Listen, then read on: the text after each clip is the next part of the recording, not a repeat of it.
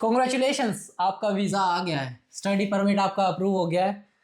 इस वीडियो में हम बात करने वाले हैं तो आपकी जर्नी कैसे स्टार्ट होती है। अगर आपका वीज़ा एक बार आ गया तो उसके बाद आपको क्या-क्या प्रिपरेशन करनी है। तो इस वीडियो में हम वो सब कुछ डिस्कस करने वाले हैं। राम राम भाई साहब ने। तो मेरा नाम है परमजीत शर्मा। तो भाई इस वीडियो में आपको मैं पहले ही बता चुका हूँ, डिस्कस करेंगे कि आप अपनी जर्नी को कैसे स्टार्ट कर सकते हो। जैसे ही आपका स्टडी परमिट जो है अप्रूव होके आता है, एक बार स्टैंप होके आ जाता है, तो ये सीरीज हम बना रहे हैं। इस सीरीज में हमने बहुत सारे टॉपिक्स जो हैं वो ऑलरेडी पहले ही क्लियर कर चुके हैं। अगर आप वो सीरीज मिस कर रहे हो तो वो आप चेक कर सकते हो। आई बटन के अंदर मैं उसका लिंक प्रोवाइड आपको कर दूंगा। सारी इन्फॉर्मेशन वहां पर आपको मिल जाएगी।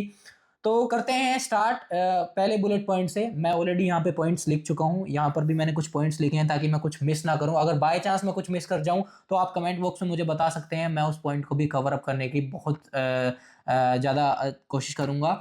और उसके साथ साथ अगर नहीं भी हो पाता है तो मैं आपको कमेंट बॉक्स में उसका रिप्लाई कर दूंगा। तो करते हैं स्टार्ट इस वीडियो को। सबसे पहले जैसे आपका वीज़ा अप्रूव होके आता है तो आपको सबसे पहले फ्लाइट चेक करनी है, फ्लाइट बुक करनी है। सबसे पहला स्टेप आपका ये रहेगा। जैसे आप फ्लाइट बुक करोगे 1 से 2 महीने पहले प्रोबेबली जो है वो आप प्लान करोगे। लाइक आपके पास जो यहाँ पर कनाडा में होते हैं वो 3 इंटेक्स होते हैं, मेजर जो 3 इंटेक होते हैं, विंटर, फॉल एंड समर। अगर आप समर के अंदर आ रहे हो तो प्रोबेबली लाइक आपका मई इंटेक है, और फॉल में आ रहे हो तो सितंबर, एंड विंटर में आ रहे हो तो जनवरी। अगर आप विंटर में आ रहे हो तो प्लीज़ अपने गर्म कपड़े लेके आएँ। ज़्यादा ना लाएँ, लेकिन लाइक कुछ लेके आएँ कि आते ही आपको यहाँ पर जो है एक्सपेंस आपको ना करना पड़े अपने क्लोथ्स के ऊपर। जूते वगैरह आप नॉर्मल लेके आ सकते हो। बाकी आपको अगर स्नो शूज़ वगैरह चाहिए तो बेटर रहेगा कि आप यहाँ से शॉपिंग करें, क्योंकि यहाँ पर जो स्नो शूज़ मिलते हैं वो यहाँ की वेदर कंडीशंस के हिसाब से मिलते हैं। तो डिपेंड करता है आप कौन से इंटेक में आ रहे हो। अगर आप मेन इंटेक में आ रहे हो तो आपको ज़्यादा कपड़ों की भी ज़रूरत नहीं है, आप यहाँ के अच्छे से खरीद सकते हो। लाइक सिमिलर ही प्राइस होता है इंडिया में और यहाँ में। इतना कुछ खास डिफरेंस नहीं है। बट इनिशियली जब आप आते हो तो अपना जो है एक्सपेंस जो है वो थोड़ा मेंटेन करके चलना है, क्योंकि यहाँ पर खर्चे बहुत ज़्यादा हो जाते हैं। ओवर स्पेंडिंग करनी ज़रूरी नहीं है इनिशियली। तो सेकंड मोस्ट इम्पोर्टेंट थिंग, आपको कौन कौन से डॉक्यूमेंट्स लेके आने हैं यहाँ पर।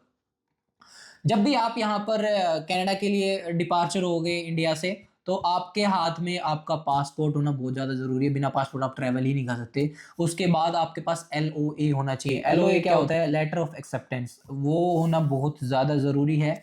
और उसके बाद मैंने आपको बता दिया कि कपड़े वगैरह आप ला सकते हो। एसेंशियल अगर आपको कुकिंग वगैरह खुद करनी है तो आप बर्तन वगैरह आपने जो है मिनिमल से आप ला सकते हो। ज़्यादा जो है यहाँ लाने की ज़रूरत नहीं है।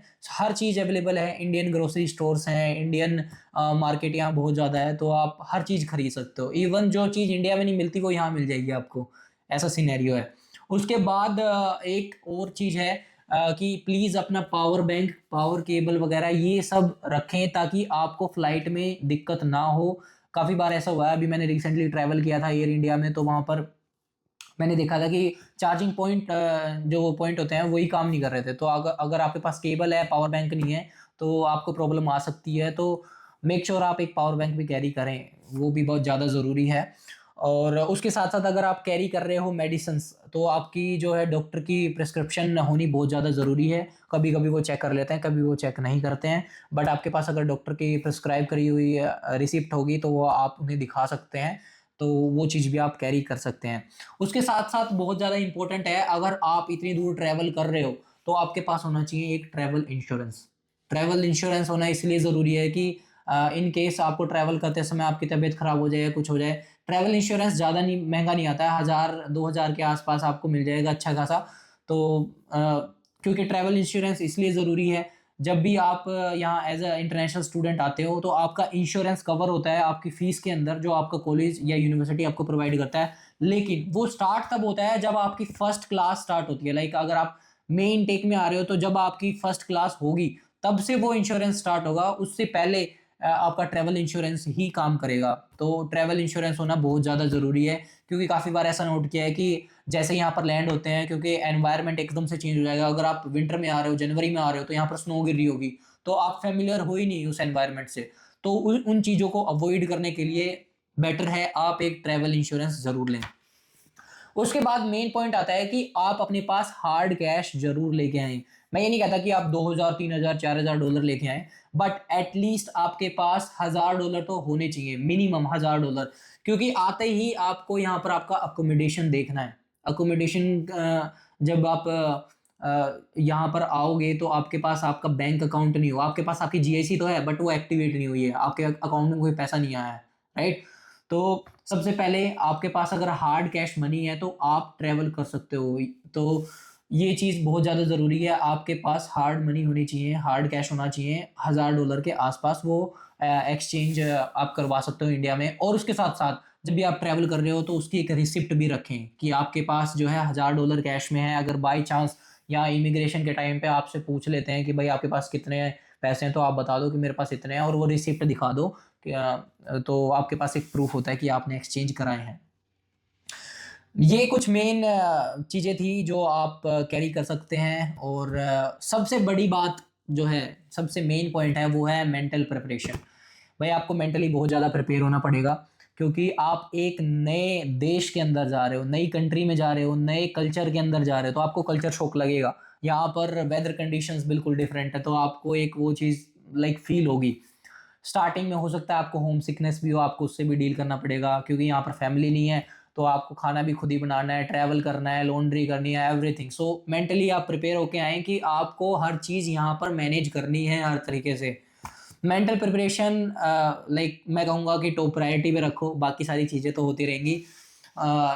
बाकी टेक केयर करो कि भाई अपने जो ऑफिशियल डॉक्यूमेंट है, ट्रैवल डॉक्यूमेंट, जैसे एलओए मैंने बताया, या फिर डॉक्टर की प्रिस्क्राइब की हुई जो है रिसिप्ट, वो आपके पास होनी चाहिए। ऐसे ऐसे जो डॉक्यूमेंट्स हैं वो भी आप कैरी करके आएँ।